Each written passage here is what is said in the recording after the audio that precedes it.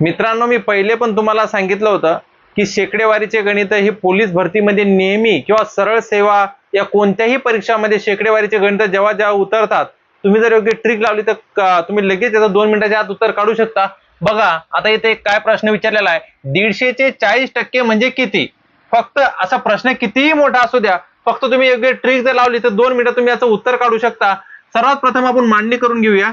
150 बराबर चे म्हणजे मी तुम्हाला सांगितलेलं आहे, चे म्हणजे तुम्हाला मी सांगितले आहे, चे म्हणजे गुणाकार.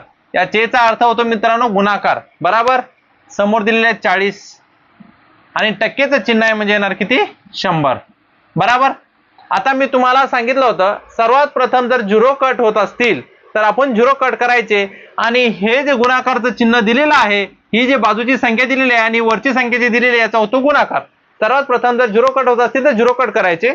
100 वरचा एक 0 कट आणि 40 वरचा एक 0 कट, अजून 100 वरचा एक 0 कट आणि 150 वरचा 150 वरचा एक 0 कट. बराबर. आता उरले किती? 15 आणि 4. बराबर. याचा होणार गुणाकार.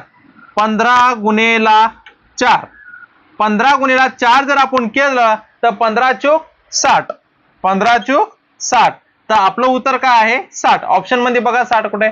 ऑप्शन बी.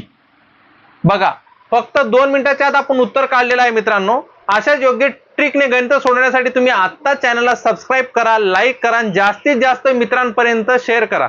थँक्यू.